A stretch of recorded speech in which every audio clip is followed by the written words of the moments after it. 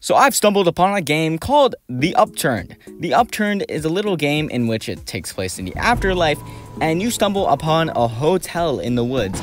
And this hotel is called The Upturned Inn. You learn that you have a luxurious, prestigious room on the 1,434th floor. Nice! You get in the elevator, you press some buttons, but for some reason the elevator doesn't really like working and the fuse keeps combusting. So you, on whatever floor you're on, you had to find a new fuse, but this hotel has some interesting residents.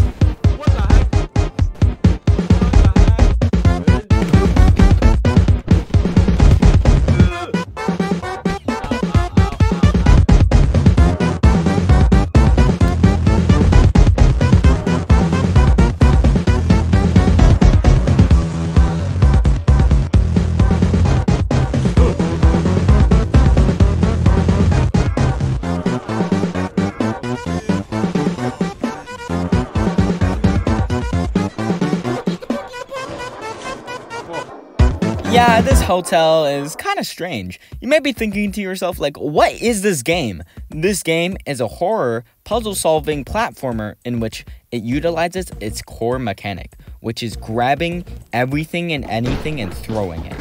When I mean everything, I mean everything. So you use an object to like activate switches that open doors and throw it at enemies to knock them down. Or in the platforming aspect where you can stack objects on top of each other to get on elevated surfaces. It's just the best mechanic a game could have. So let's start with the horror aspect of this game. You may be thinking to yourself, like, how is this goofy game even scary? Like, look at it. Look how goofy it is. But don't let this goofy art style fool you, because this game is truly terrifying to its like levels where the atmosphere builds so much tension the more you play it, and it feels like you're being watched from every single angle, and following it with an adrenaline-inducing panic chase sequence where you just like run and try getting to the exit as fast as possible. And I feel like that's the best part of this game, where it's just so unexpected with how it just plays out. And I think a good example that shows this are the mannequin enemies, because throughout the first few levels you are shown these guys, granted in weird spots, but they're just chilling around doing nothing, and you're just like, okay, they're not gonna move, until later levels where they just like they lunge at you, and these guys are not shy to basically jump at you, and they just like they come out of corners and they just jump at you. And from now on, you become paranoid. You just see these guys standing in like hallways and you think they're just gonna come to life and jump at you, but they're not. And that's just the best part. And they're just very, very scary, honestly. But I think there is one enemy that is more scarier than the mannequins. Ake, the hotel manager, tells you there's a party being thrown on the floor you're about to go to. He calls the residents there the little chucklers. And you'll be fine as long as you have a light source. Your flashlight goes out, what a surprise, and you wander down an eerie-looking hallway filled with laughters and giggles. A dark room is presented in front of you, and Ink tells you to stop, and he turns on the lights. I don't know, but to me, that was very unsettling, seeing these little critters scurry into a dark room while cackling. And the fact that you go into this room while these things are like scurrying around you, cackling, and it's just the worst. Like, holy, I hated every second of this part. Now, let's move on to the platformer aspect of this game. Well, you got your normal jumping through giant pits in the hotel, normal hotel stuff, but there's this one level in which you befriend a bird and it perches on top of your head, which allows you the ability to fly. And you just basically fly from platform to platform, jumping on bouncy pads and avoiding questionable electrical objects. And there's also like fans that boost you, and it's very fun. This level is very fun. There's this other level, 316, in which you go on conveyor belts, avoiding many different obstacles, jumping over giant pits in the ground, and avoiding fire traps. Very interesting. Now let's talk about the puzzle element of this game.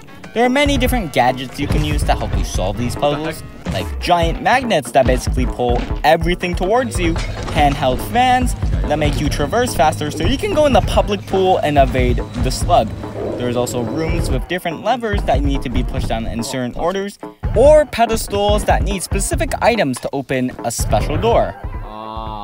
Also, this game has a story. Since this game takes place in the afterlife, Ick is trying to find out how you died.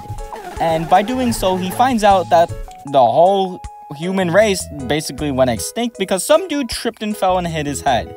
And the story doesn't present itself with just like random letters scattered around each level, but it's Ick that tells you himself.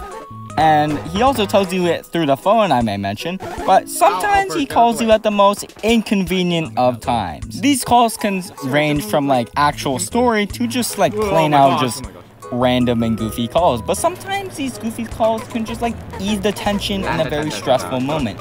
And I gotta mention that Ick is just the best character. He's just so goofy and sometimes, and how he just like he's so expressive, and he's just like he's straight up just the best character. But we don't just learn how we die, we also learn how Ick dies, along with like some lore about the hotel and stuff. But overall, I think the story is pretty good. It's very simple, but it's well executed in my opinion.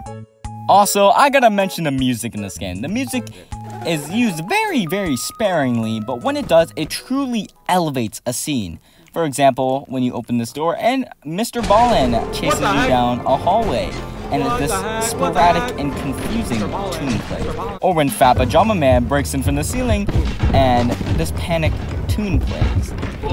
And I think the best example that truly uses music to elevate the scary factor in this game is Floor 270, in which it's an asylum, which is already a very tense environment because obviously abandoned asylums where everything is dark is very, very scary already. But then you stumble upon this like vault door and it opens to a weird, interesting, mysterious looking room. It looks like a child's room. You grab the fuse and this entity comes out from pillows and this weird lullaby plays. The lullaby is creepy on its own, but this just sent alarm bells to my brain, just making me panic and just go fight or flight. Even though the thing that was chasing me was basically harmless. His name is Shrimp, and he's just really cool. He's a cool dog until later levels where he tries eating you. But anyways, basically this just shows how music truly just elevates the fear factor in this game. And it was just really well executed. So if you're looking for a little goofy horror game in which you can have a bird on your head and also shoot enemies with a giant laser gun while also guaranteeing the most scariest scares you'll ever experience, I highly recommend you go check out The Upturned.